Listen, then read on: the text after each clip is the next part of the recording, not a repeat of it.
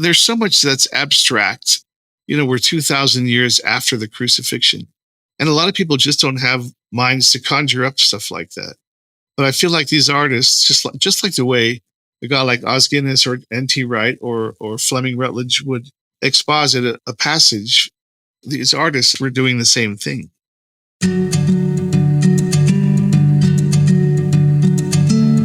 You're listening to the Embrace What Matters podcast, bridging the things of eternity with everyday experience. Here's your host, John Mahalik. Thanks for joining me. If you're not a regular listener, I've been alternating episodes between spiritual meditations and guest interviews based on themes from my upcoming book titled Unto Life, Reflections on both the Journey and the Destination. Last week, I shared a meditation on how works of art can create in us a longing for God.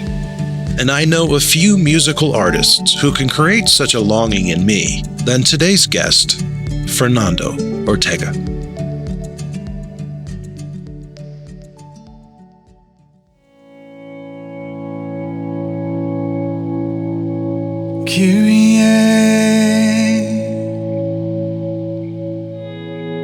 Kyrie eleison. With a recording career spanning over 30 years, Dove Award-winning artist Fernando Ortega is one of the most endearing and passionate worship leaders we have today, serving with Campus Crusade for Christ, Billy Graham Ministries, John Piper, Chuck Swindoll, among many others.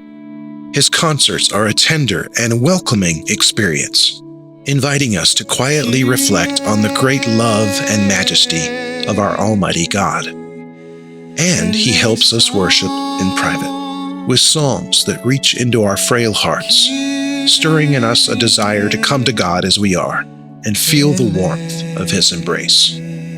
So join me now for this conversation with Fernando Ortega on his life and perspective as an artistic image bearer of God. Hear about his love for all the arts, from music to craftwork and gardening, from glorious paintings to immersive storytelling and photography. In his humility, wisdom, and humor, you'll learn how artistic works play such an important role in helping us recognize and enjoy eternity in the here and now. Christe eleison.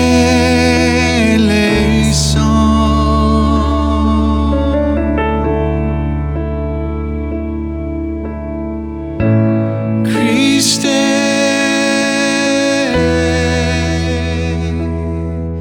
eleison.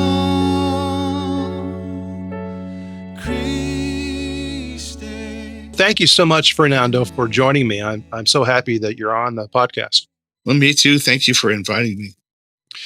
So, as I've done in these other interviews I've been doing, I like to start by talking a little bit about what shapes you, your formation, your background, that kind of thing, how it shaped you as an artist and a musician. So I read that you were born in Albuquerque, 1957, Albuquerque, New Mexico, correct? That's right. And but while raised in Albuquerque, I also saw that your family comes from just north of there, near Santa Fe, is it Chimayo? Chimayo, accent on the O. On the O, Chimayo Valley. Uh-huh. And that your mother was nearby. She was raised in Mora, New Mexico. That's in the right. mountains. Yeah. That's correct. So we've got some of that from your book. Ruby and I have been researching our family tree, or I've been researching, and she's been kind of looking over my shoulder. Oh, neat. And we've discovered the first Ortega that we're descended from in New Mexico. He was born not far from where I'm sitting right now. Well, not in my yard or anything, but somewhere in the close vicinity. And he was born in 1614. Wow. And so is it correct that it's 10 generations of Ortegas or more? Well, we're still sussing it out. I have a friend who works in genealogy. He lives in Virginia or in Kentucky. And he is working on the family tree now and trying to verify and just kind of, make sure that I've got all my info correct. So say the year again, 16? 1614. That's unbelievable. It really. I'm trying to like relate my Anglo-Saxon history. Like, who would have been from Europe in America at that time? I have no idea. It was funny. I was kind of boasting about this recently at a fundraiser. I think it was Campus Crusade for Christ, and Yeah. I was sitting across the table from a guy who seemed altogether unimpressed, even though everybody else was impressed. And then I said, "Oh, where are you from?" He said, "Egypt." So, boy. he was like, he went Yeah. back, like 10,000 BC or something. Exactly. Yeah, I used to say that about the British, where we were like, thought 100 years was cool, or 500. They're like, oh, please, come on. But yeah, Egypt has the British beat, right? Yeah, that's. There's always somebody that has more. Yeah, the guy was so flat and unimpressed. So oh wow. So I've been in that part of New Mexico. It is just absolutely beautiful. And so tell me a little bit about your upbringing. I'm sure you were there all the time growing up, Chimayo, and how did that region and culture shape your imagination?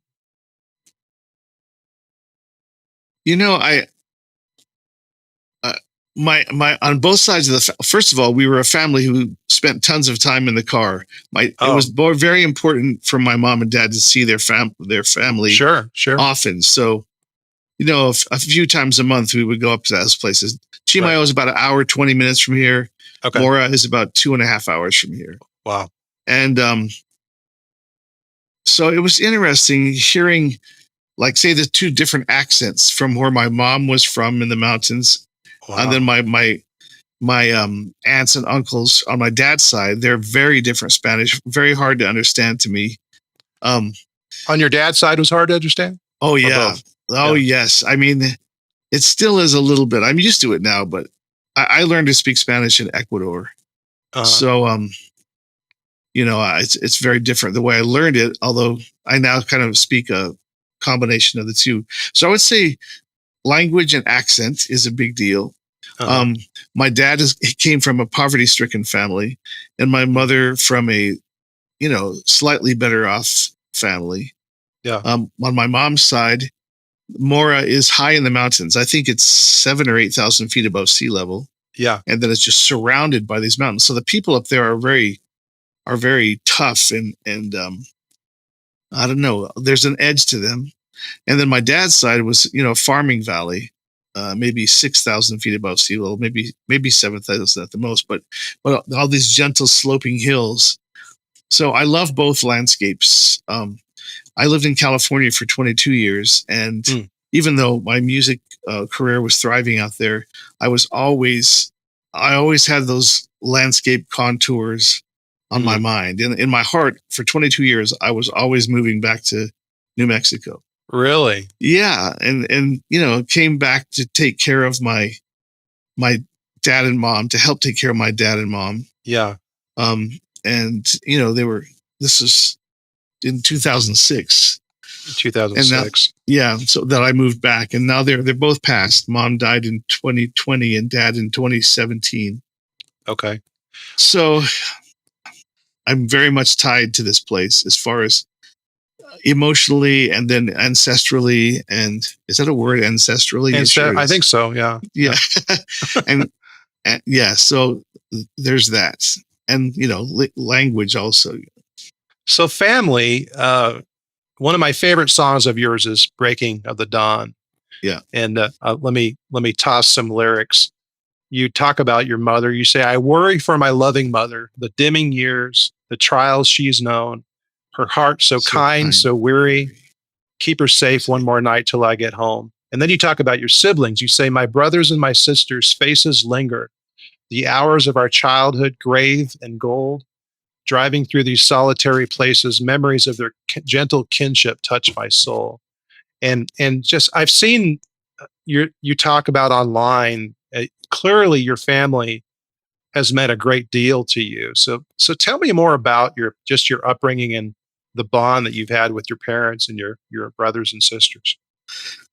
Well, we were all raised in the church, and the Presbyterian liturgy, as it existed back in the early 60s, I'd say, It was back then. It was all just the Presbyterian Church. What was it called? The United Presbyterian Church. Oh. So we were raised singing hymns and being in choirs and serving as they don't have altar boys, but we would pass the plate, help be ushers sometimes. Sure. And so there's that musical upbringing that clearly, to me, pointed the way toward classical music, because with a hymnal in front of you, you're watching the 4 parts, soprano, alto, tenor, bass, go by and hearing the different parts around you. And that helped me learn to read music. And then, the times in the car that I mentioned, we sang, we sang so many songs in that car, usually old, like I've Been Working on the Railroad, or I can't remember, songs in Spanish, Las Mañanitas or De Colores. We sang those songs. El Rancho Grande. And then at home, so all that stuff really shaped us as far as musicians. I think everybody in my family has, except for my older sister. She's not very good at music, but the rest of us have a musical thing. But then, at home, there was always music playing as well. My parents just loved using their record player, and we listened to Italian and French folk songs, Mexican folk songs. Wow. And then I remember we had a recording of Handel's Water Music.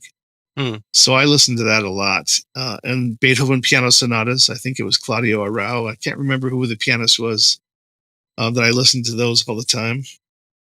Wow. So yeah, and then my brother's a guitar player. So while I was studying piano, he was studying guitar.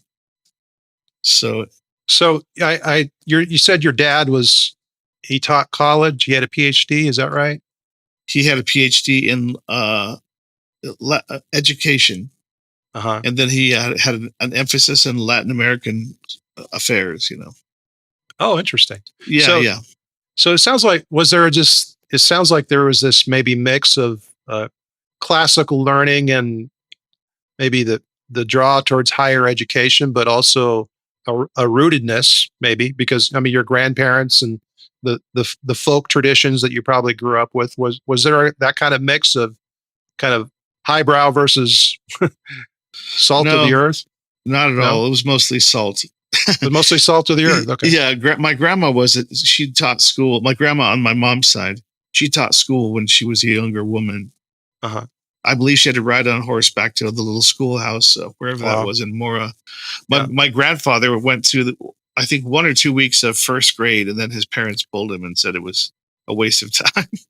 So, but my grandfather, what he accomplished in his life, he was an amazing farmer, of course, and he grew chili and corn, and especially chili, tobacco, and all kinds of stuff. He had an orchard, apples and apricots, pears, peaches, all that.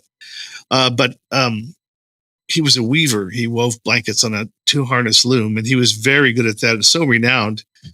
Still, people, know him and recognize his work up in northern New Mexico. And the Smithsonian Institution, a Museum of American History, they acquired 2 of his blankets and then also parts of his loom. And so he's in the permanent collection of the Museum of American History in Washington, D.C. That's wonderful. Yeah, That's but great. the exhibit comes, in and out. Sometimes it's not there. Well, I read that he taught you and your brother to weave. Is that right? He did, yeah. I went when I was 15, and then my brother, who's a year younger, went the following year, and we stayed with him for a summer, which meant, my grandfather's daily schedule was very regimented. So he would get up at 5, go out and feed the chickens and the horses and the pigs and all that, and do the stuff he needed to do around the farm. So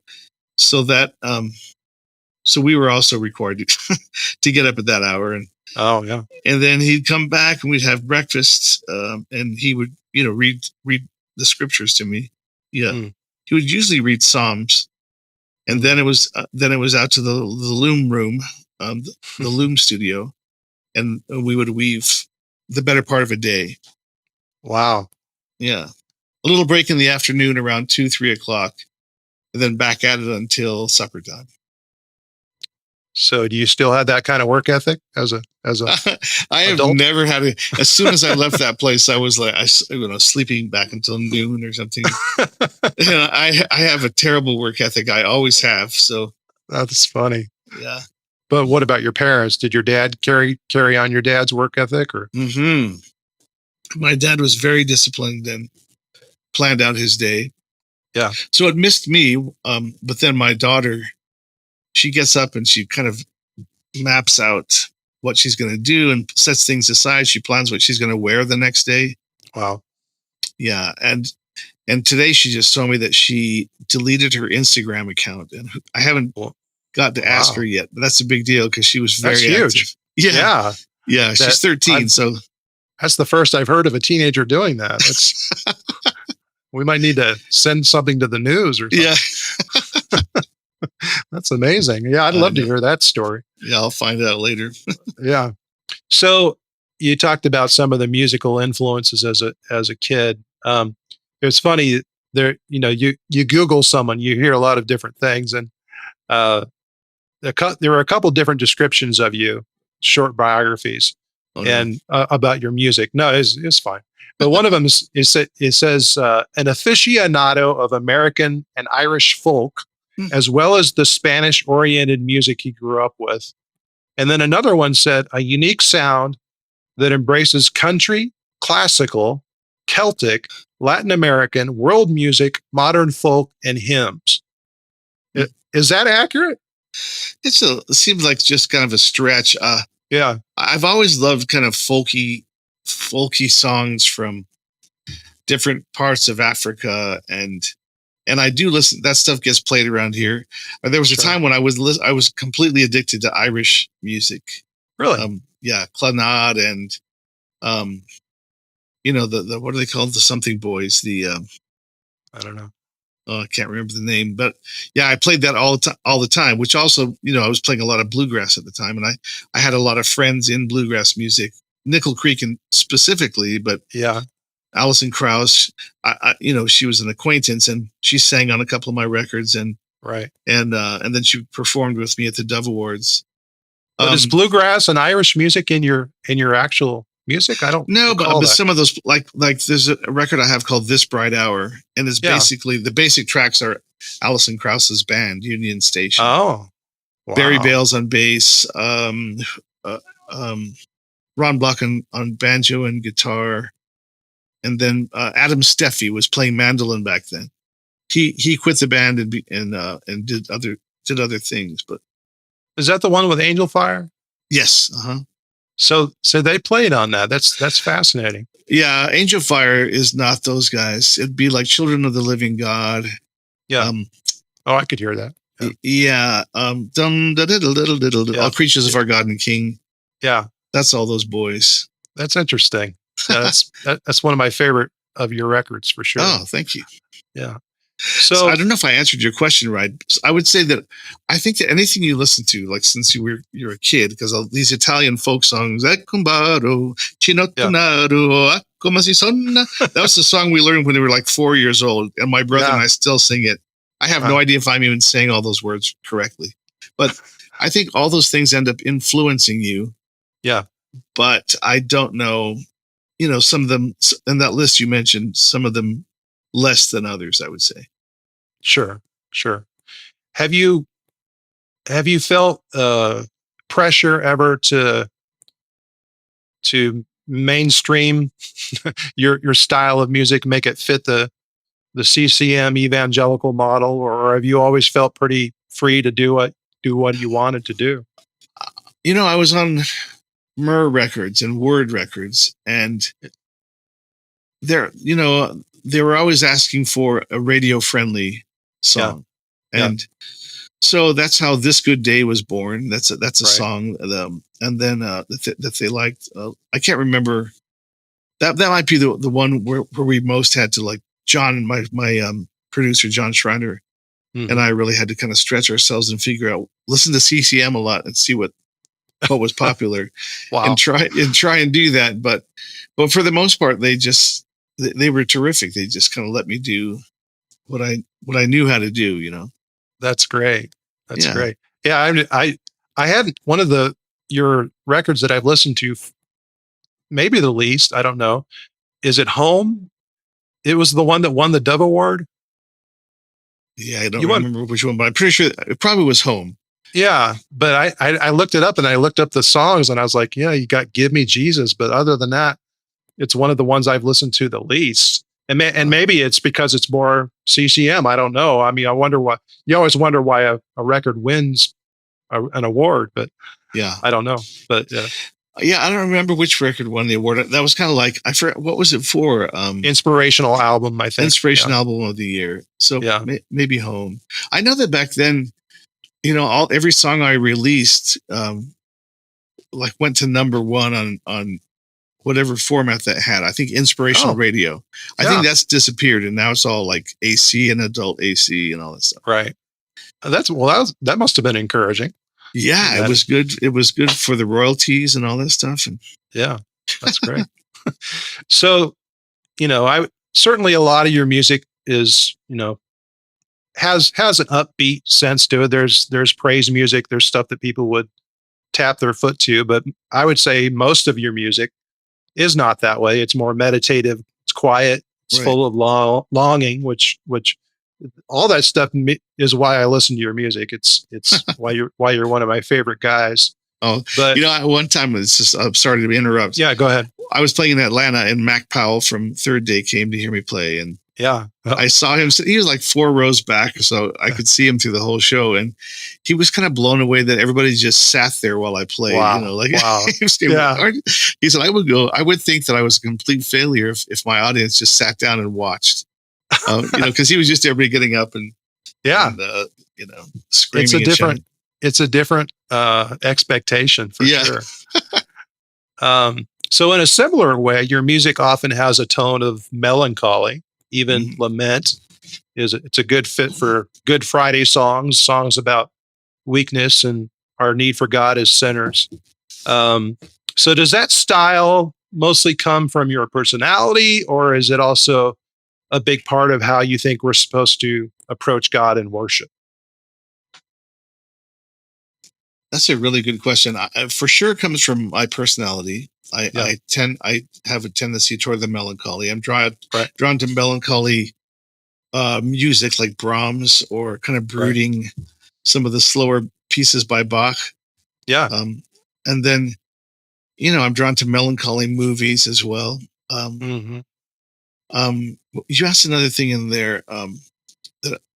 Lament. And of how we approach God. I do feel like for so long, I had no clue that the starting place of approaching God seems to be a place of, if you look at the Sermon on the Mount, blessed are those who mourn, blessed are the poor in spirit, blessed are the meek.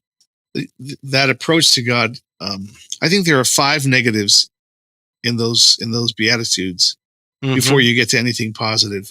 Right. And so I think a life-changing book for me was Martin Lloyd-Jones' Studies in the Sermon on the Mount. I don't know if you've ever read that book. It's really great. And that, my friend John Schreiner, my producer at the time, gave me that book to look through, and it really affected the way it really had a big impression on me about how I think about how we approach God. Alistair Begg, my friend, he's the pastor. Yeah. Was told me one time, you need to get out of Romans 7 and move into some more positive stuff sometime. I love it. He and his son came to hear me play, and it seemed like all my songs were about like Mildred Johnson, were about my grandfather, my grandma Grace. He said, man, if people in your life ever stop dying, your ship is sunk, because all you sing about is dead people. That's all right. Oh, it was so funny. Yeah. Well, I just think about the plurality of God, right? I mean, I sort of look at denominations this way. I've talked about this in other podcasts, that God uses our error often for his purposes. And I think that sometimes includes denominational difference, that the upside is different people are attracted to different denominations. and also there are different people that, who was the guy Third Day? Mac Powell. Yeah, Mac. So there Yep. are people that their version of approaching God is about jumping up and down and raising their hands and going crazy, and everything is positive and uplifting. But other people, like you and me, because I'm a melancholy too, Hmm. we actually are. I actually get encouraged by melancholy music. I get encouraged by meeting someone, maybe not at the bottom, but at a place of weakness and need. I feel like I can be lifted up at that place, and that's why your music is so encouraging to me. Oh, well, so I need to ask this question. You might know more than I, but I've been talking with a friend of mine who's a young rocker. I think he just turned 40. Yeah, he turned 40. He and his wife have a band, and they're just great musicians. He helped me write and record The Crucifixion of Jesus, which was a record I did in 2018. Yep. But anyway, he wants me to help him write a resurrection worship song. Uh-huh. And so I was telling him that whenever Easter would come around at my church, when I was a music minister, which is just a few years back, and through most of my life, I've at least been in some capacity a worship leader.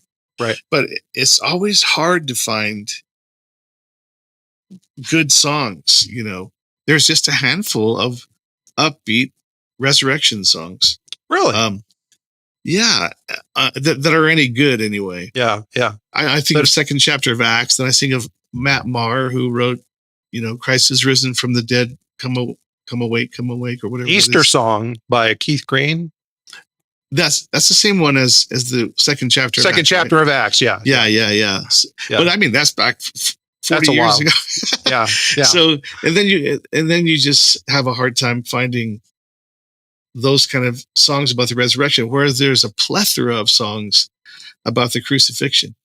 And I was talking to a friend of mine who's an art professor a couple of weeks ago, or actually last weekend. And we were talking about paintings of the resurrection. There are some very important ones, but they are far outnumbered by paintings of the crucifixion. There are way more paintings of the crucifixion and the passion of Christ than the resurrection. Well, that's interesting to hear, because I think culturally, at least in the modern 20, 30, 40 years, the evangelical church, at least, focuses more on almost the self-help Dale Carnegie version of Christianity, the resurrection side. Yeah. I mean, do you agree? I mean, it seems like most of it, the time you come into a church, it's about the upbeat side. And I've sat in churches, and some of the time it's cultural or denominational, where because I'm not raising my hands, because I'm not jumping up and down and happy, someone thinks there's something wrong with me. And I'm just receiving it, But yeah, that's really interesting. But don't you? I mean, that's odd that there are. I mean, I get the cross is the symbol, but that there aren't a lot of resurrection songs, it feels very odd to me. Well, think of any hymns. There's a Christ the Lord is risen today. Yeah. Because he lives. I think that's a Gaither song. I'm not sure. But and crown him with many crowns is really not the resurrection. That's the coronation of Christ. Yeah. Yeah. I don't know. Go ahead. Do you feel it's inaccessible for you, kind of your temperament, to do a really good resurrection song? Well, I'm working on it right now. Yeah. And we'll see what I come up with. Right now, what I'm trying to do with my friend Bernard Chadwick is I'm researching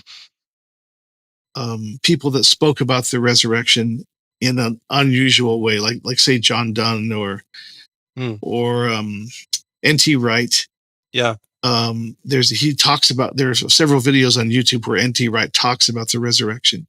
Mm-hmm. And I'm just trying to find language that's not typical Christianese, and to write a song that's uplifting and with profound theology. That in using language that's just not the typical CCM language. It's a real challenge, but I think it can be done. One of my favorite holidays, if it's called that, is Good Saturday in the Catholic tradition. Holy Saturday, I forget, Easter Vigil.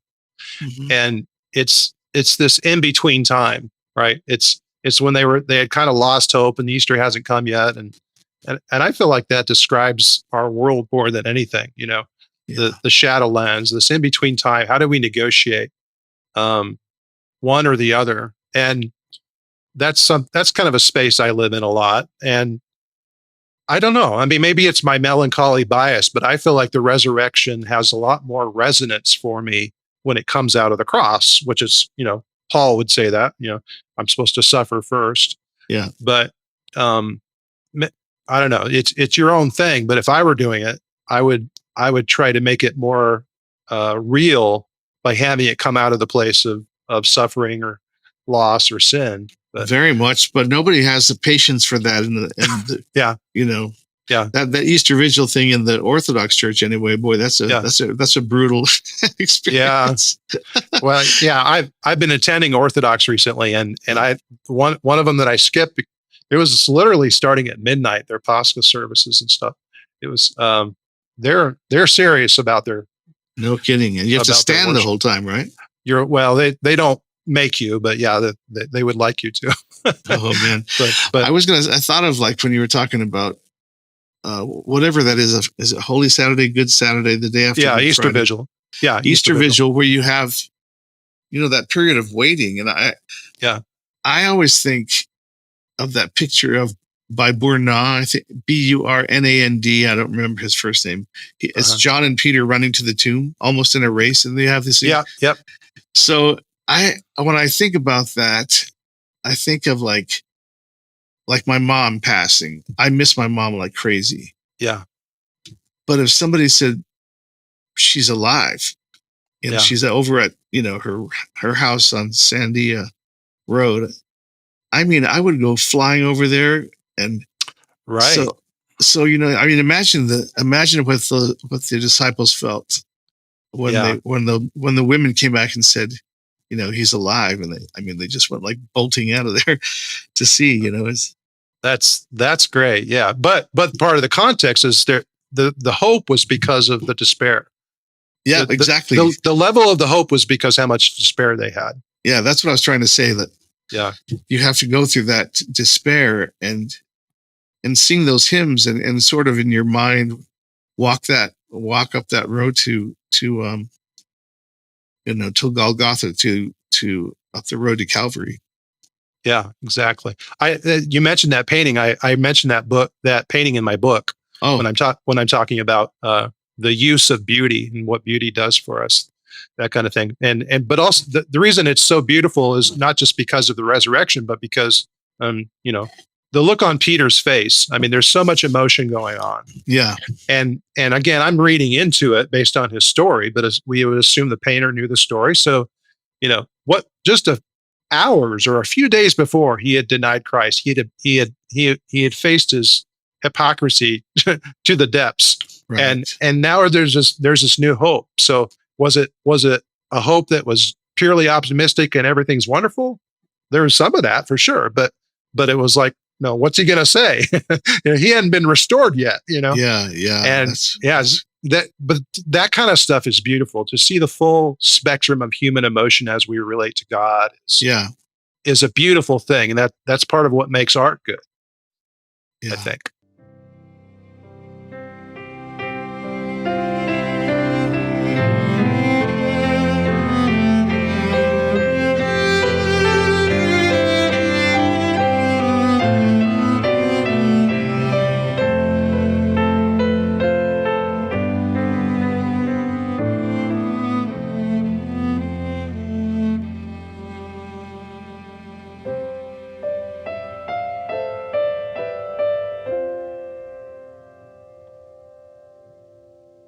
So much art, some of the greatest art in the history of the world of art has sprung from Christ, from Jesus, from his life and ministry, his crucifixion, his resurrection, and then beyond.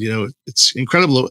We were at the Institute of what's it called, the Art Institute of Chicago, yeah, just last weekend, my daughter and I, and it's amazing how much art, religious Christian art is there. That's even in our secularized world, it's encouraging, right, to see that. And we looked up the rankings of like the most read or purchased books, and the Bible is just outdoes everybody by a mile. Yeah, I mean, I think the Chairman Mao's book was up there, and maybe the Quran, but yeah, the Bible is just. I mean, so I, I, there's lots of reasons to be pessimistic nowadays, but to see how much the Bible has influenced our culture, the arts, what we've read, how much. I mean, it doesn't take a whole lot to go into our culture, despite the negative things, to see how much biblical and Christian thinking infuses our culture too. yeah, yeah. Even in the secular. Yeah, and I wonder if it's becoming less true now. Do you think, or we're definitely in a time where there's plenty of seems like as Os Guinness says, hatred toward God. It's not mere atheism. It's Yeah. And I wonder, is the Bible still outpacing every other book? I mean, just quantitatively, I think it is. Yeah. I don't know about the last 5 years or that kind of thing, but Yeah. at the same time, if you just study church history, the church often has its most growth in times of persecution or falling away. There's that cycle. So, yeah, I mean, I was hearing I was going to speak at a conference I was at, leading worship for, and he was saying, atheism is as old as dirt. Sure. The fool says in his heart there is no God. That's a very ancient thing. But he said, Right. now this is new, this hatred of God. But he said, I don't fear it. It's no threat to the Right. church. On this rock I will build my church, and the very gates of hell will not prevail against it. Right. Then I was so encouraged hearing him say that. Yeah. Well, it's all you have to do is look at history. I mean, we have the Roman persecution, but we didn't see the church grew exponentially during that time. Yeah. And so we have the spiritual promise that the church will never die, but also you could just look at history. I mean, and in some ways, Christianity is maybe the elephant in the room. It's this huge presence, but it's not always overt. It's not always clear, that God is always present. He's always working, but he's often working underneath the surface of things, that he always wants us to be proactive. and we're not really going to see him unless we kind of look a little bit closer than the culture would want us to. Yeah, I think that's so true. I had a thought in there. A lot of thoughts come into my head, and then they disappear forever, never to be found again. But well, go ahead. Well, see if it comes back to you. But okay. So let's talk a little bit about. I did remember. I did remember. Yeah, go ahead. Often on planes, I'll be traveling someplace, and somebody will say, "Oh, why are you going to Shreveport, or why are you going to wherever?" And say, "Oh, I'm a musician." And they go, "Oh, how interesting! What kind of music do you do?" And I always say I do gospel music, contemporary Christian music, and a conversation would spring from that. Yeah. But now I notice, and now I notice that sometimes when I say I do gospel music, all of a sudden there's a stiffness, and like, oh wow, or you can dismissiveness sometimes even. Sure. And I've experienced it enough that I think, things are changing. Yeah. Well, in the micro, whatever that is, the years or decades, we're definitely in a place of mutual contempt, I think, which is very sad, where I think the Christian world holds the rest of the world in contempt and vice versa. And so I don't know. I sort of think we need to, without compromising, get back to basics, because that person you were sitting next to, I'm sure you had a ton of shared values, no matter what they believed. Yeah. And so I'm a bit of an apologist, a marketplace minister. So I'm always trying to think about how can we speak, without compromising what I believe? How can I speak with someone at a place of shared values Yeah. but also affirmation, where I think the assumption is that because you're Christian, you hold me in contempt, so I hold you in contempt. I think you are right. Yeah. Yeah. So Yeah. I don't know. I just think that happens one person at a time, maybe, Yeah. just, So as far as I want to talk a little bit about other mediums of art, because and you mentioned that painting, and again, I follow you online, and you're a you're what I would call an appropriate overshare. But you're someone that shares a lot, but it's mostly stuff I want to see, and so you've spent a lot of time over the last number of years online sharing different paintings, especially that you just have a real love for art. Um, so you mentioned that one painting. What are some of the other paintings that have really moved you, that you really appreciate, whether religious or not? Well, one would be a painting by William Adolphe Bouguereau. I'm not sure how you say it. Bouguereau, French painter from the Okay. turn of the century. He has a painting I love of Christ, the flagellation of Christ, which is a theme. Wow. Caravaggio has painted that same Right. subject and others before. And it's such a gorgeous painting. It's just a stunning piece. His eyes are rolled back in his head, I'm sure, from the pain. And then there's a guy with a whip like this, and it's kind of, the whip is kind of suspended in the air. He caught it. It's it has a lot of motion in that painting, and people just watching on. There's a little kid. I think it's on his parents' shoulders or somebody's shoulders watching, and you think of just how shocking. And I love a lot of his religious art. He also paints a lot of, Greek mythology and then a lot of nudes. But I really I love all of his work. And then, I love the painting by Dali of the crucifixion, Salvador Dali. It's kind of from this perspective of looking down on the back, as Christ is like this with his head. You can't see what I'm doing, but with his head bowed, the perspective is so interesting. There are these Hieronymus Bosch, painted these very grotesque scenes of Christ walking to be crucified, carrying the cross, and all these very grotesque faces mocking him and jeering at him. And those are powerful paintings. And then, you can find some beautiful art by Gauguin, Christ praying in the garden.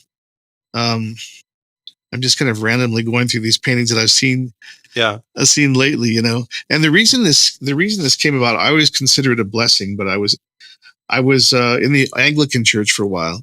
Right. And then that church kind of imploded, and then that particular congregation. So I was hired by the EV Freers. I've been through every denomination, except I've never done snake handling yet. That's next on the list. Yeah. But, something to work for. Yeah.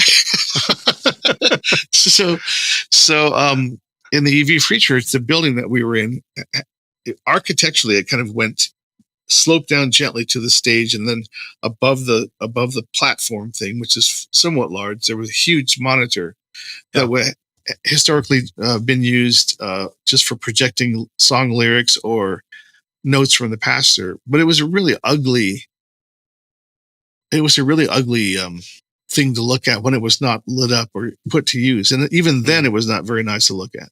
Yeah. So I started, I figured out the format of that thing, and I started finding horizontal paintings. When they weren't horizontal, I sometimes had to crop.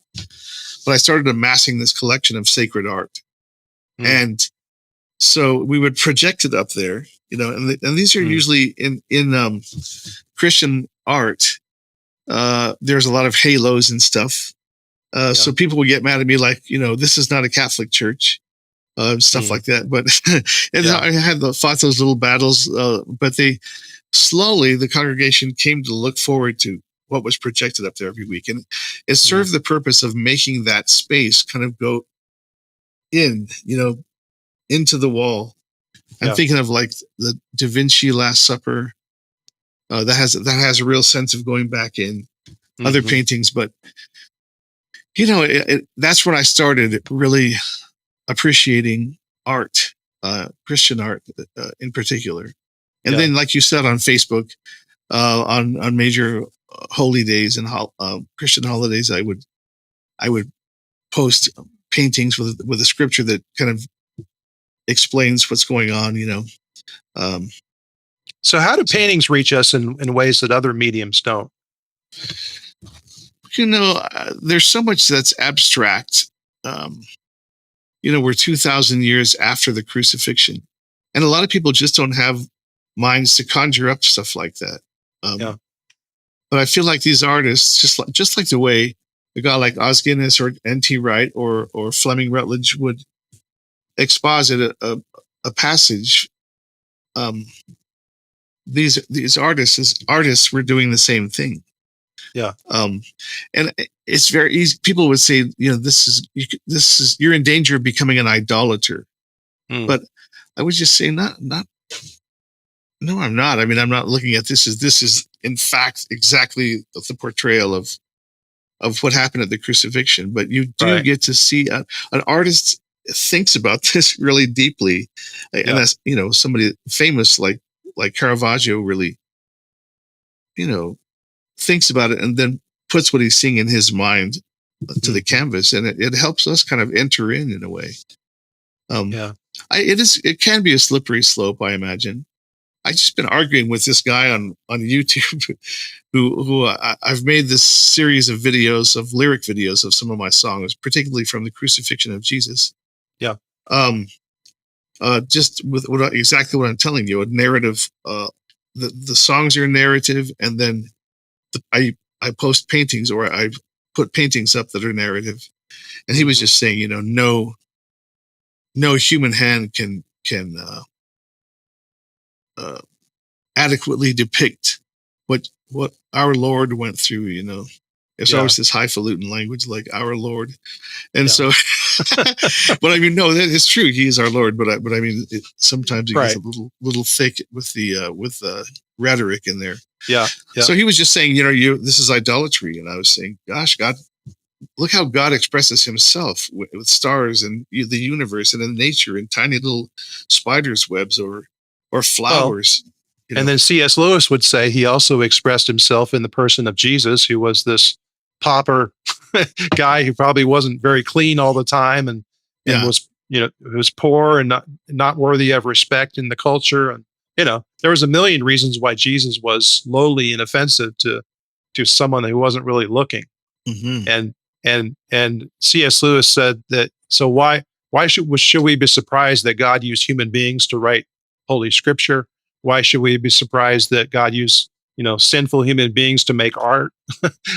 This God has always been about communing with us, and so there's a humanity and there's a divinity to both. Yeah, and people don't like paradoxes, so they choose one side or the other. Well, no, you're committing idolatry. God is this high, we can't touch Him. And then we have other sides that are that's too human, but it's both, right? I mean, yeah. So as an artist, do you look at it that way? I mean, in my writing and some music that I've done, it's been more helpful for me, especially given my insecurities, to separate myself from the art or whatever I'm producing. Maybe it's a sermon or whatever, that God has gifted me to do this, and I'm a collaborator in it. Absolutely. But if it's going to be effective, it's ultimately up to Him. Do you separate yourself from your music or your art that you do, in the sense that I've created this with God's help, now it's up to Him, or how do you look at it? More often than not, it's separated.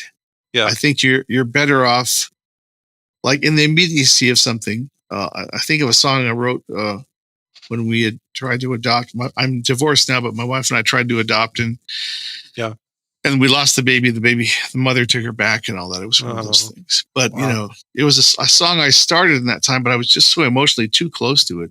Yeah. So I think the best stuff for writers, songwriters, painters comes when you can step back and kind of, look in.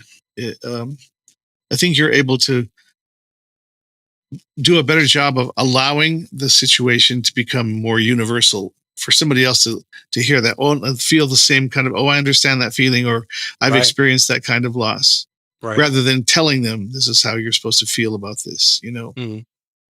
So I think that, but I have songs that I've written in the midst of stuff, in the midst of suffering, Mm-hmm. or yeah. But yeah, I think that you spend your life, if you're an artist, and if you have a gift as an artist or a writer or a painter or whatever, you spend your life observing and kind of analyzing and looking deeply into something. Flannery O'Connor, said, paraphrasing, the writer must never be afraid to stare. And, she was referring to, stare at a situation, sometimes stare at a person, She has her descriptions of people in her short stories are just amazing. Yeah. And it's because I think she just spent so much time looking at something, Yeah. So yeah, I think that's how the best art comes about. And yeah, and then you have to just surrender to God. There are songs that I've written where I didn't really mean for them to be interpreted a certain way, but somebody will say, I picture this situation when I heard your song, and or this happened to me. They're able to kind of not internalize, but make the song their own, apply it to their own thing, then it's a help to them. I always love those kind of comments. Yeah. Well, I mean, I felt this way about your music, but I know other people have given you this kind of feedback, that some people have felt saved by your songs. I mean, not in the eternal salvation sense, Right. So to me, if I heard that kind of thing, that would be a lot of pressure. I would feel a big burden. But if I knew that God was using me and it was his power, it was his wisdom that was getting across, I wouldn't feel as burdened by it. Do you agree with that? Or I do agree with that. Yeah. But I do feel burdened sometimes when when someone says that, or when they look at me a certain way, like some kind of a holy man. I definitely don't feel like a holy man. If they just sat around and watched me go through my day, and they go, "Oh my gosh, this guy, not so holy." Yeah. Yeah, that's true. Well, we're all prone, back to the idolatry thing. We're all prone to idolatry. Yeah. And even though I think the guy that was talking to you was a little off, he had a point. We're ultimately drawn to the unseen, to the spiritual, but the mechanism God uses is what is seen. Yeah. And so we often want to worship the sign rather than what it's pointing to. So Fernando has made something through God's help, but I want to look at Fernando, Yeah. I want to, and people do that with pastors, celebrities, it happens all the time. Yeah. I've been, I don't know how many churches I've been in, at least 10, maybe 12, over since I was a kid. And I can only think of 2 that didn't end in scandal of some kind. Right. And that's been hard to take. It is. And again, it's not as hard to take when you understand why it happens. And I think one of the reasons it happens is either the pastor believes his own press, or he realizes he can't stand the burden of those expectations. Right. We're not meant to be gods. We try to be God, but we're not meant to be God. Yeah. And so that's why they crash and burn, I think. Holy God, holy and mighty,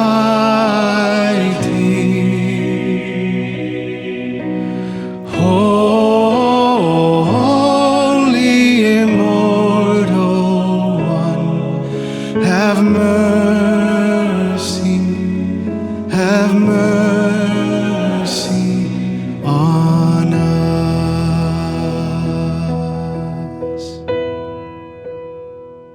So let's transition a little bit into your photography book. We talked about other mediums like painting. But in the introduction to your photography book, I was fascinated, and I loved reading it. That you talked about some of the inception of you becoming a bird photographer started with your home being remodeled, and also your yard being set up to be hospitable to birds. Right. But both of those things are artistic works that people don't always think about them that way. But you mentioned in the book having some decorator friends help you remodel your home to make it, conducive to living, but also a beautiful thing. You call it Casa Ortega.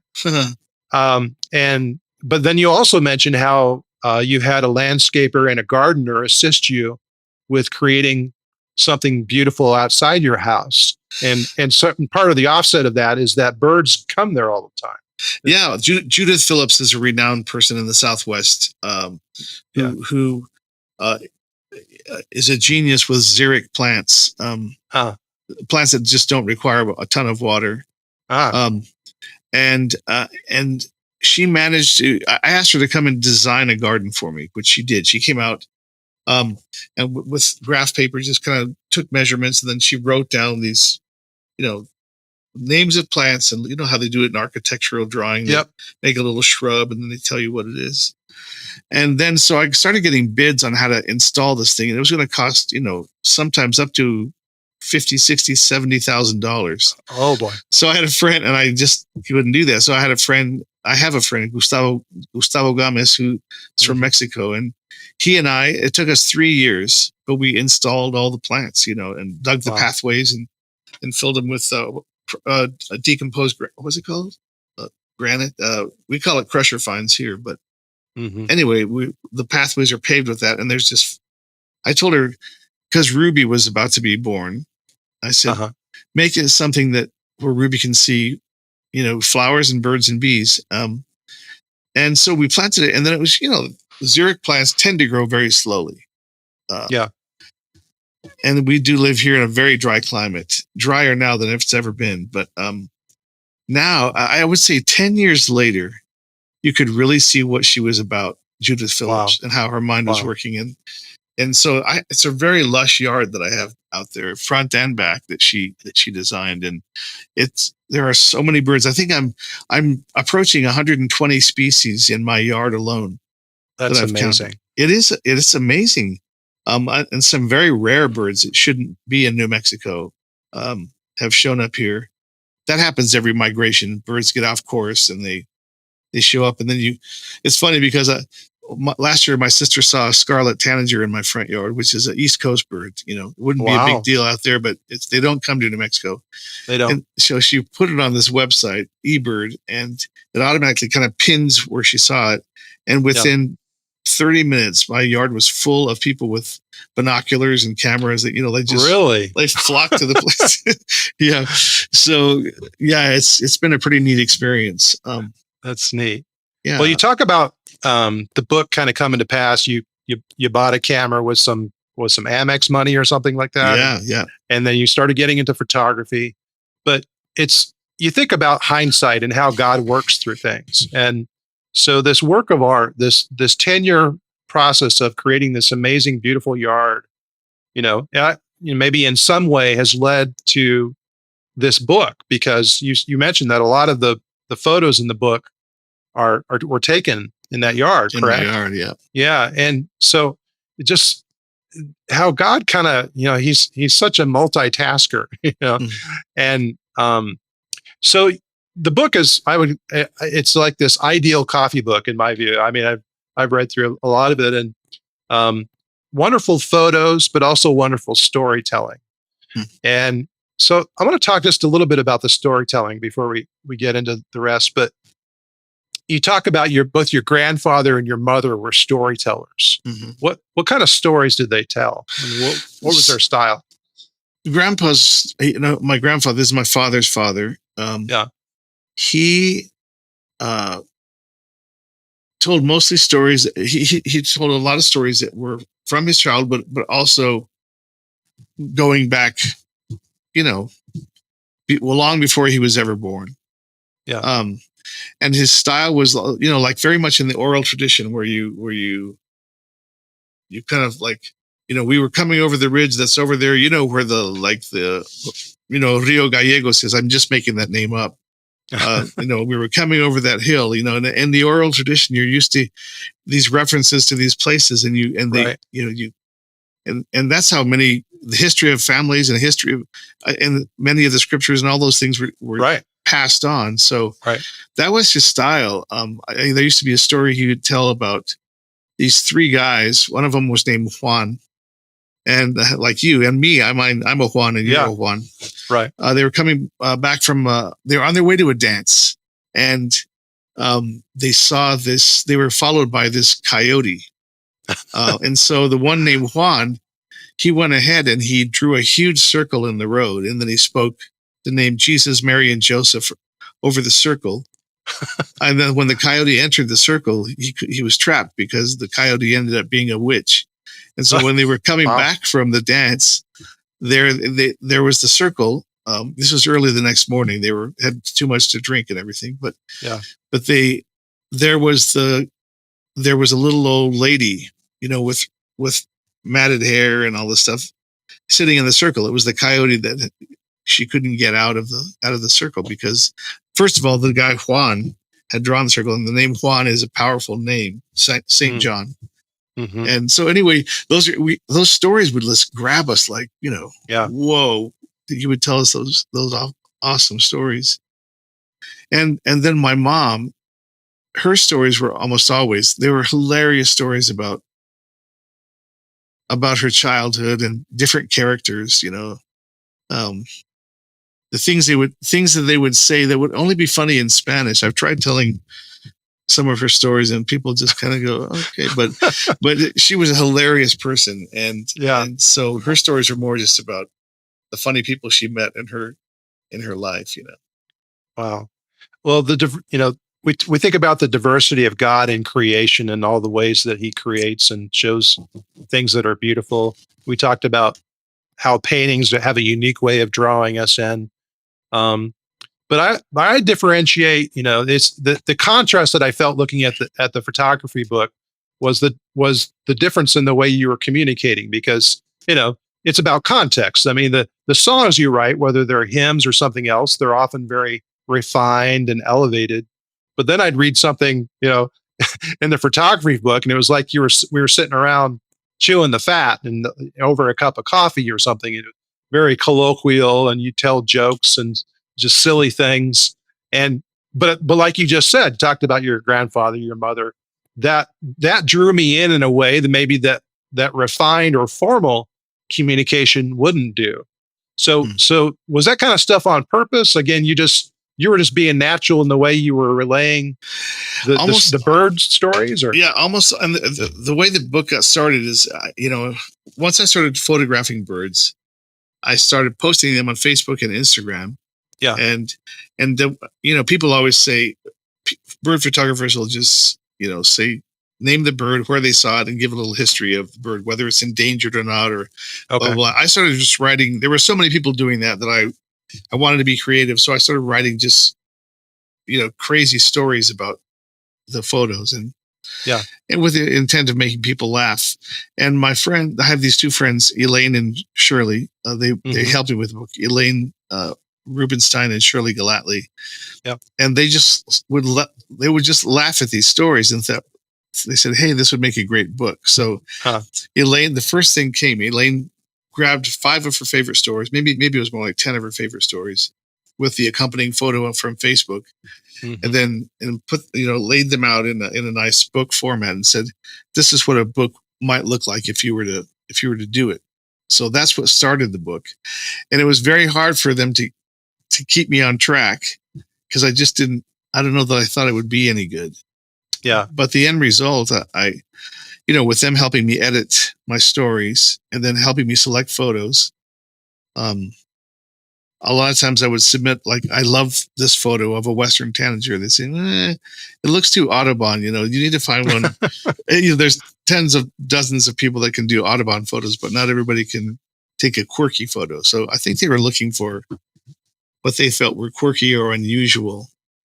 takes on Yeah. a bird visually, and then a story that would be just weird. Why do you think they were taking that approach? I think because this is such a niche book to write to have a book of bird photography. Yeah. But there are people who do it way better than I do with way better gear, and they just Sure. So some of my photos I think are really quite good, but some of them are mostly mediocre, and I don't think there are any of them that are on my par with something you'd see in an Audubon book, or Yeah. there's some really amazing photographers out in the world.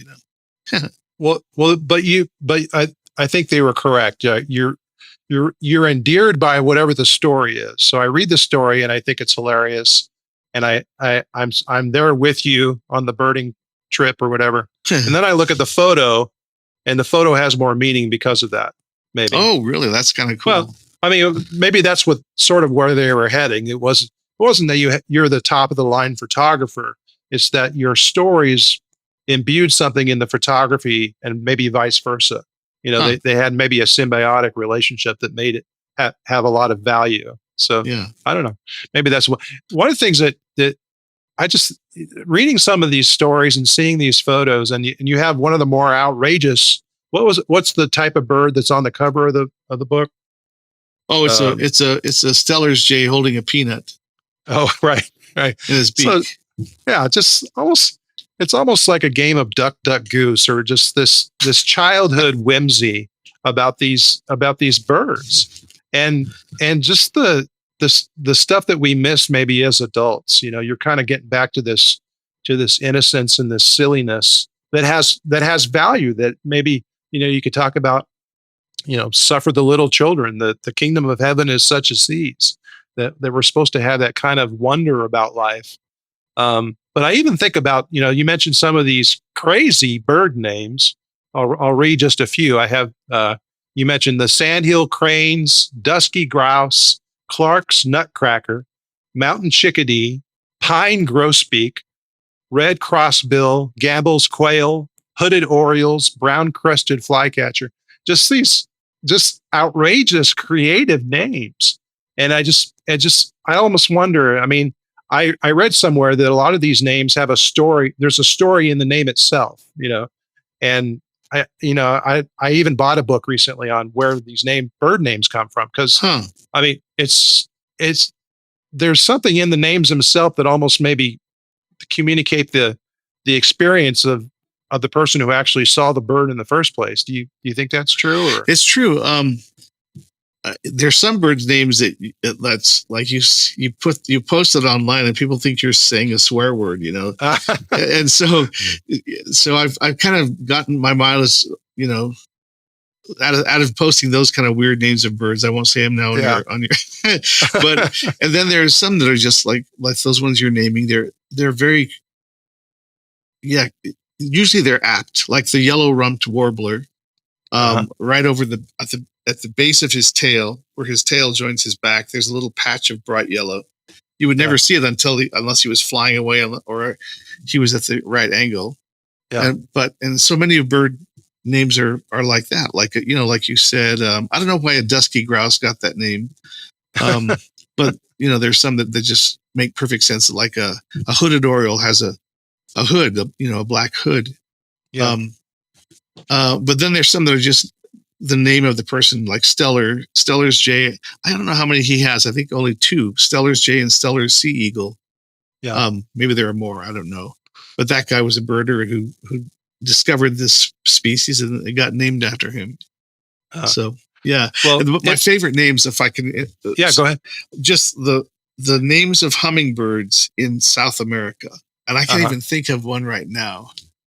But they're the most glorious names for these tiny little birds that are glorious in themselves. And wow. Yeah. That's great. Yeah. We saw lots of hummingbirds in Honduras, and we were told that most of them migrated. They spent part of the year in North America and then came down to Central America. That's right. We get a lot of birds from down there. Yeah. During the summer. Yeah. At the front of your book, you have a quote from the naturalist Wendell Berry. And let me read that. It says, "Only the naked eye could take him in." He's observing a yellow-throated warbler. Is that correct? Mm-hmm. He says, "Only the naked eye could take him in, a bird more beautiful than every picture of himself. My mind became beautiful by the sight of him. He had the beauty only of himself alive in the moment of his life. He had upon him like a light, the whole beauty of the living world that never dies." He's a fine writer, but I think he's talking about maybe seeing God's beauty firsthand rather than as a work of art. But do you think it's seeing that kind of beauty firsthand that motivates us as artists to want to share that with others? Yeah, I think so. I find that when I'm out in the field and I'm just sitting there waiting to. Sometimes you're not seeing anything, and then you'll hear this tiny little sound that you don't recognize, and you go chasing after that sound. Yeah. It's those moments of just sitting in stillness and look like your senses are so heightened in those moments. And then you see something that just you can't believe your eyes. I love going birding in Florida because there's so many birds down there that I've never seen before. Yeah. Or in southern Arizona, that's like a birder's paradise. This place called Portal, Arizona. And I go down there and I there's so much to take in. And the way the intricacy with which God created birds is just inspiring to that's a cliche, but you know what I mean. Yeah. Well, have you thought about God as an artist? I mean, we separate those words often. We talk about God as a creator, and then we have categories for what it means to be a human artist. But clearly God's an artist. Clearly God's an artist. Yeah. So what kind of things come to mind when you observe the art that God creates in nature in artistic terms? Do you put it all in those terms or not? Yeah, I mean, I think of God's artistry, when you see it, New Mexico sunsets can be pretty spectacular. Yeah. Or when you are, if you go snorkeling in the coral beds, and you see these incredibly brightly colored fish. I'm thinking of Hawaii. That's really the only place I've ever snorkeled. Yeah. But yeah, I mean, clearly that's that. When I go back to that conversation I had with a guy on YouTube about idolatry, I was just saying, clearly God thinks in an artistic way. If you just observe in nature, and also, I don't know. I'll think of Brahms, the composer Johannes Brahms. Yeah. I don't think he would ever acknowledge that his music came from God, but yet you clearly see God's artistry in creating the mind of Brahms. You know what I mean? Right. Or the mind of Beethoven. Some of these guys who did not subscribe to Christianity, you can see the imagination of God expressed in these guys' music, or a painter, the work of that painter's hands. It all falls under the canopy of God's artistry, I think, if that makes sense. It does. So why do you think God created the arts? What do you think he had a purpose behind it? Boy, that's that's a big question. It is. Why? I don't know the answer to that. Yeah. You'll have to edit this out because I don't know what the heck I'm talking. I mean, what's your thought on it? Well, I mean, I just did a meditation that I feel like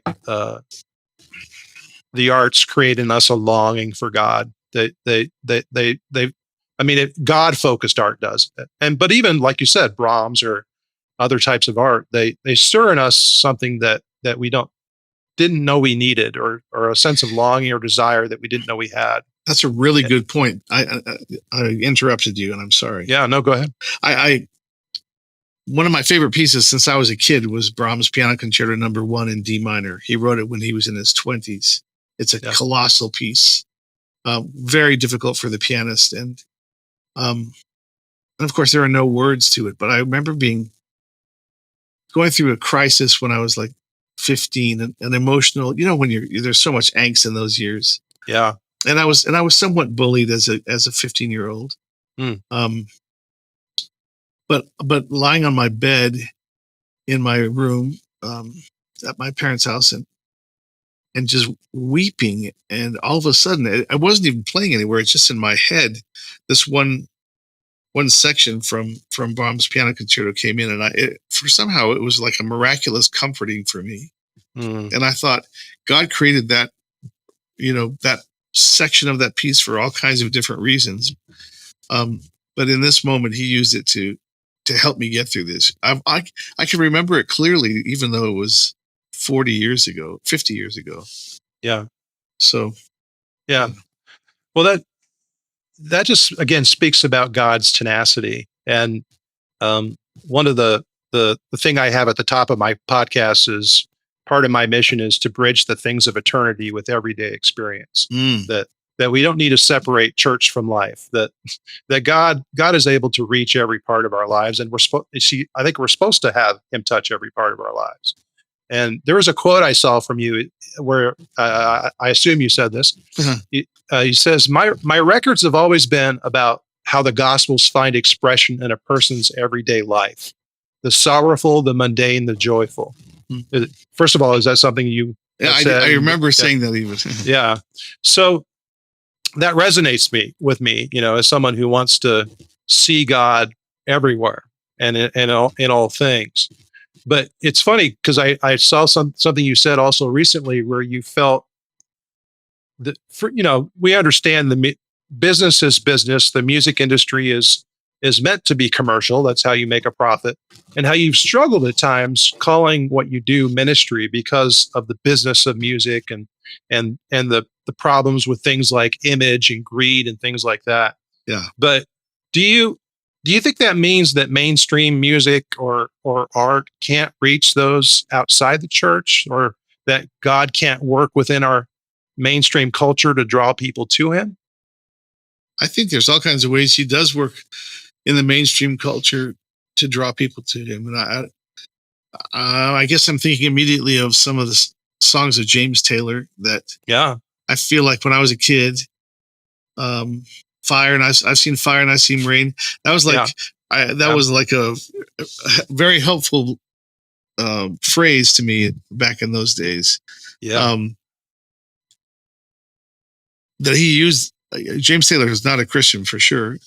I shouldn't say that. I don't know what happened in the last 2 hours, but I know he's been vocal about it in the past.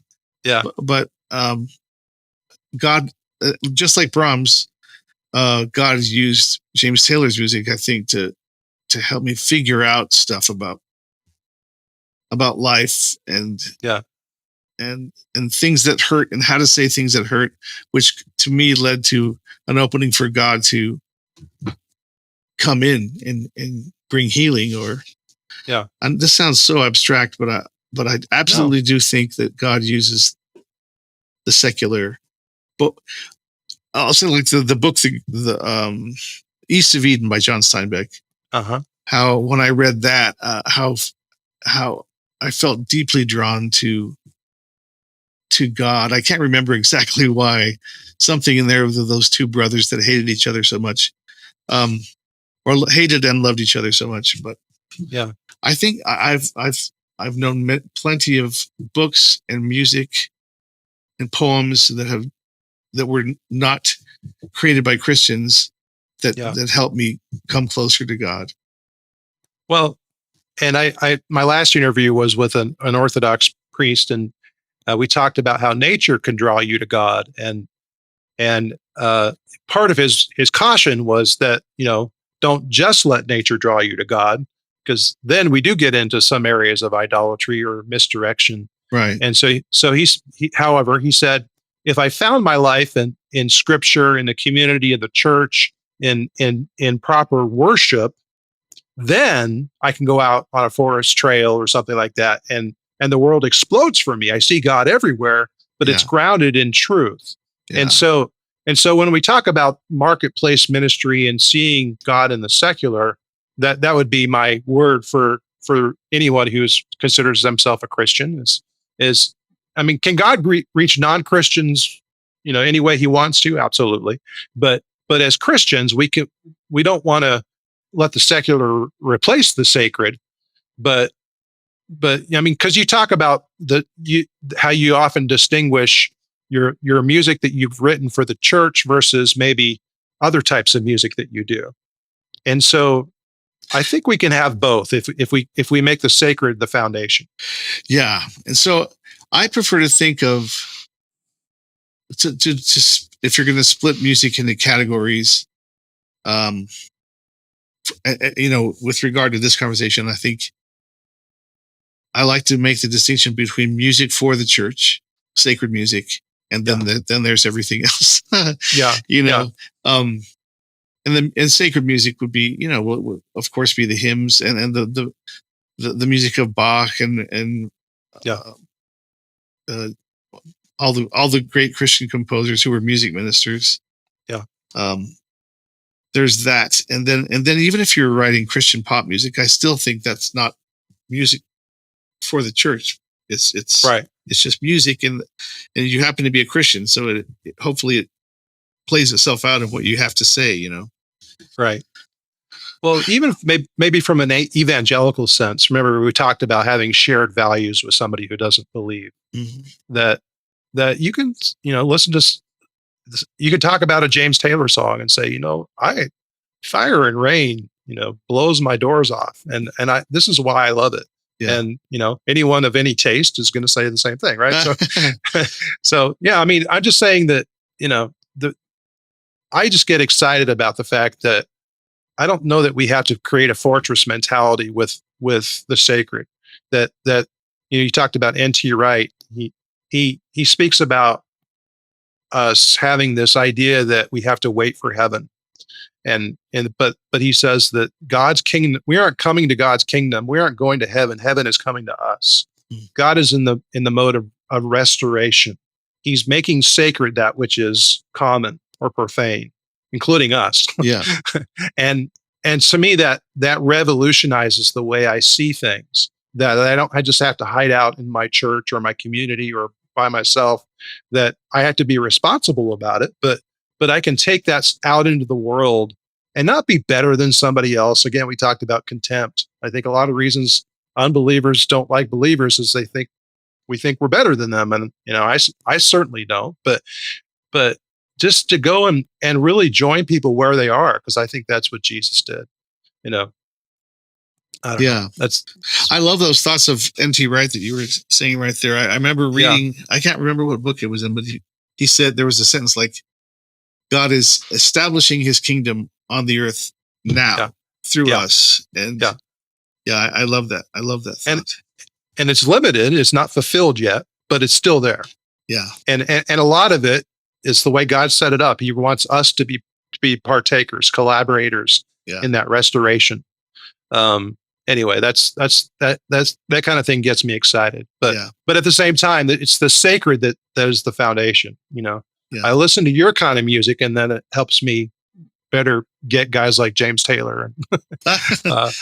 All those are influences. James Taylor a lot, and Joni Mitchell as well. Yeah, absolutely. Neil Young. Those are my go-tos. And now my daughter Ruby, who's 13. If I point her in the direction of an artist, she'll poo-poo it or she'll go listen to it on her own and decide if it's cool or not. But I hear often Joni Mitchell coming out of her bedroom. That's great. The Ramones, she finds this stuff on her own. She's very resourceful when it comes to finding music. Well, I mean, I think it behooves us as Christians to recognize truth where it is. And Joni Mitchell writes a lot of truth. Yeah. And we just need to distinguish it. But I think that's important to do that, because there's an amazing amount of truth in people like her. But so let's wrap up, and just so people who want to find you, there's FernandoOrtega.com that has a lot of stuff where they can get your book, your music. My Bird book and all my CDs are there. There's even some, for people who want to play the music in church, they can access a lot of the sheet music on that site. Sheet music. Yeah. Great. and you have a pretty active presence in social media, right? So if people want to connect, particularly there, Facebook, but also Instagram. yeah. Yeah, So just search for Fernando Ortega, that's right. and I'll put some links in there. Anything else that's ahead for you in the coming months that you want to share? Or? Well, it's post-pandemic. I don't know if we're really for post-pandemic right now, but yeah, we're getting there. Things are picking up a little bit, or actually quite a bit. But it was 2 years of not playing anything, Yeah, and that was weird. And now emerging from it, it's weird. It's weird still, So if a church somebody wants to book you, what do? How do they get a hold of you? They send a box full of cash to my private address. They can go on FernandoOrtega.com, and my manager's contact info is right there. Okay. Yeah. Great. Yeah. I need work. That's for sure. Yeah. We all do. Yeah. Yeah. Isn't it something that it's. Yeah. And once you do something like what you've been doing for so long, it'd be hard to go do something else probably.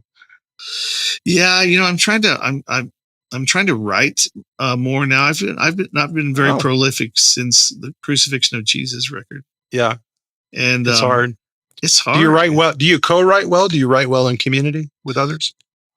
Certain people like Bernard Chadwick, my friend who helped me with the Crucifixion. He has a band called, oh my gosh, Fernando. Oh, I'll think of it in a second. Okay. We listen. They get played a lot of airplay here at our house. Mm-hmm. But anyway, he and I did well together. It was a little. He's an intense fellow. He's an artist. He's a painter and an art teacher as well. Uh-huh. But he has big opinions, and he's kind of buff too. So I was like, if he says something, you got to I better, Yes, sir. Yeah. You're correct. Yeah. And then Elaine Rubinstein and John Schreiner are also co-writers. I've written a lot of stuff with them. Great. Yeah. Hey, I've got to give Bernie a plug here. I can't just believe that I can't think of his. Oh, okay. Oh, yeah. I don't know. Anyway, keep on talking.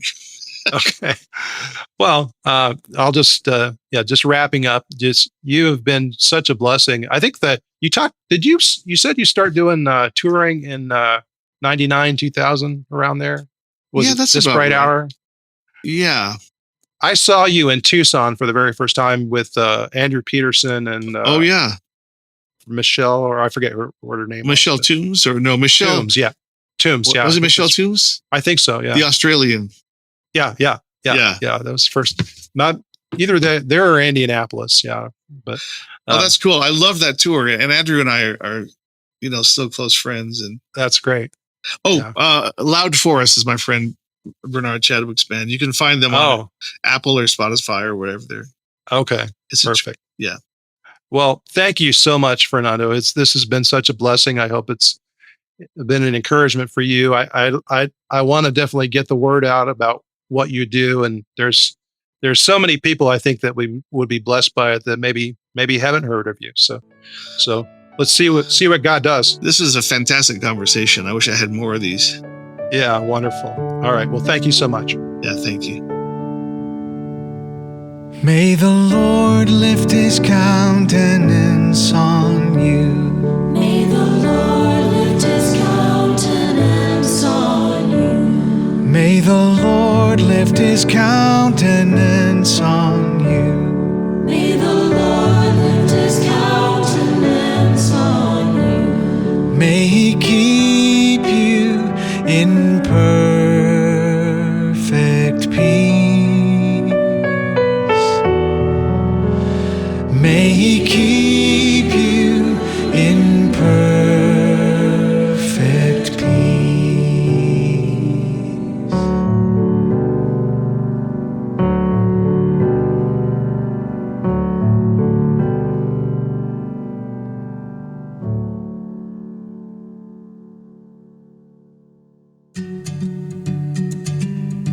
So, what did you think? It was such a pleasure to spend that time with Fernando and hear his heart on so many subjects. I encourage you to visit his website, fernandoortega.com. Buy some of his records and his photography book. Bring him to your church or event for a concert, and get to know him online through Facebook, Instagram, and YouTube. Remember, we spend our money on so many things that have little long-term value. Artists like Fernando create works of eternal value, and we should all play a part in helping them do what they do. Join me next time for a spiritual meditation based on part 3 of my book on perhaps the greatest miracle God has ever performed and is still performing today. The miracle of spiritual transformation in the hearts of people like you and me. We'll see you then. This podcast is a production of Embrace What Matters Ministries. We encourage you to subscribe, rate and review, share, and please send us a comment or an email. To learn more about John, his devotional book, and other writings, please visit embracewhatmatters.com.